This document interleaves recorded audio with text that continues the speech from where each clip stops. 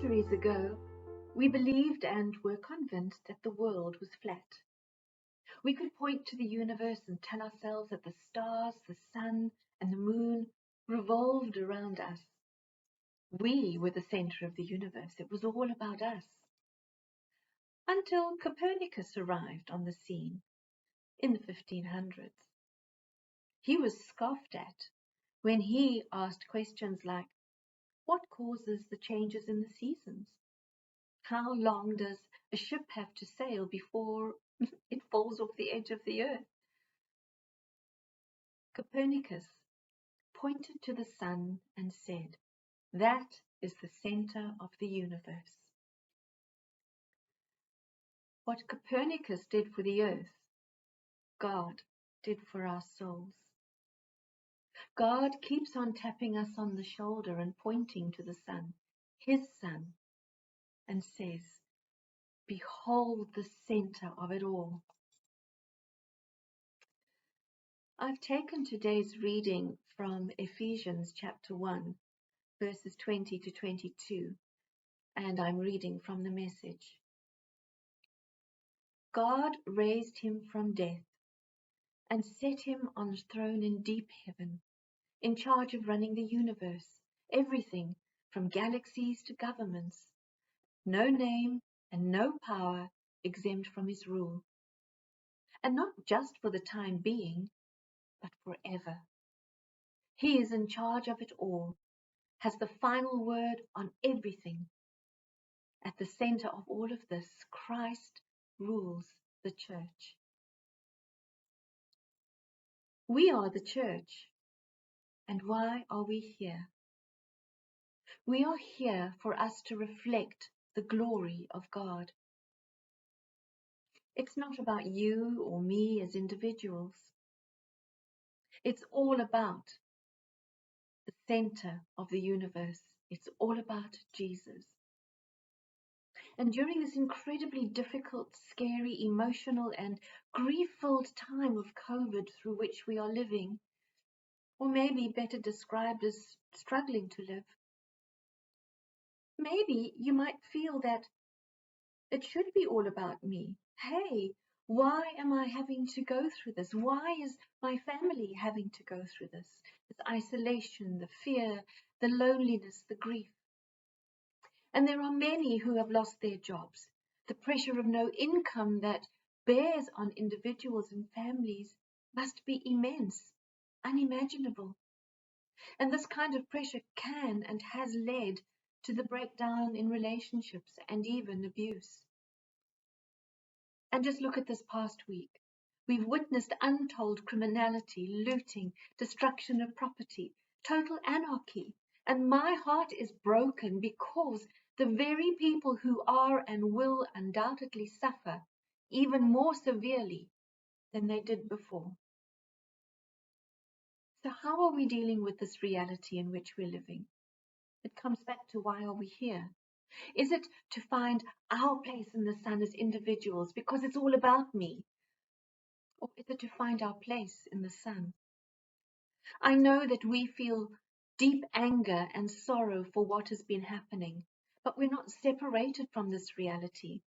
People are desperate because of unemployment and poverty, and the reasons for it are quite blatant. But we mustn't give up hope, and we must continue to be what we were created to be, and that is a people who share the love of Christ with our neighbors. It's about helping others. It's about kindness. It's hard, I realize and acknowledge this. With Jesus, who's being put in charge of our lives, there is a harmony, there's a peace, there's a joy, and there's hope. Without him, there's discord, chaos, there's jealousy, greed, corruption, and wow, there is senseless violence and death. All nature is perfect and works in perfect harmony. We are practically perfect, yet we don't work in harmony. We are something like this. The instruments were engaged in serious dialogue. Some were indignant, Some were despondent, and others were arrogant and argumentative, and yet others were quietly listening to the proceedings. The cymbals sneaked a peek at the triangle. The cello gazed at the first violin. The piano contemplated the harp. The trumpet scowled at the tuba, and the timpani glared at the bass drum. The competition was on. Who was the most important instrument? The brass, percussion, strings, and woodwind sections had it out. The emotions were running high. The instruments started shouting out why they were the most important, but nobody could hear what they were saying because of the harsh, discordant sounds. It was a cacophony. The first violin commanded the instruments, "Stop! What are you arguing about when you all know that I am not called the first violin for nothing? It's obvious. I am the most important instrument, and you all are nothing but second fiddles." Well, we all know that this is not true. We all know that each instrument has an important role to play, though some may not be as big as others. But these instruments must be lovingly cared for and guarded by those who play them. They must be maintained in peak condition in order for them to produce the pure sounds that make such sweet listening. And then, when the instruments and their masters work together, they perform the symphony for which they were created. The Oxford Dictionary describes a symphony as a long, elaborate musical composition, usually in several parts, for a full orchestra. Another definition is a harmony of sounds agreeable to the ear, whether the sounds are vocal or instrumental or both. And the thesaurus uses words like work of art, a masterpiece. But the best definition I found for harmony is the coming together to make beautiful music, life and living. So what makes up a symphony? Think of all those little black notes, all different with stems and tails, dots and circles, and each one has a specific part to play, has a specific place to be in, and each one has other notes that it has to be played with to create a particular harmony at a particular time. How important it is to place the notes on a sheet of music in just the right way. You can create a harmony of sounds, or you can create a sound that jars the senses. And so as the notes are placed on the music sheet, with all the other notes in their places, the body of the symphony grows and develops into a masterpiece, a harmony of sounds, agreeable to the ear and moving to the soul. God has created a masterpiece. It is He who created the heavens. It is His hands that flung the stars into space. It's His voice that commands the morning. And even the oceans and their waves bow at His feet.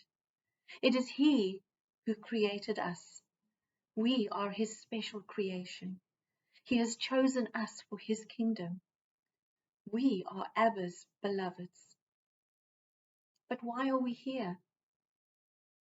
Our purpose is to love one another the way Jesus loves us, to help one another, to be kind to one another, even when people are unkind to us, and to reflect God's glory. And that is a big job. But I believe that people are inherently kind, and that they have the spirit within them that searches for that which is right. Mark Twain said that kindness is the language which the deaf can hear and the blind can see. We get caught up in the little things. We judge each other in appearance, money, cars, in politics, how many followers we have on social media, in all the things that don't matter. Underneath all of our insecurities, we just want to know that we are loved, not only by God and our family and friends, but by those who govern the country in which we live. Can we work together and be in harmony to make beautiful music, life and living? We can, but it takes hard work.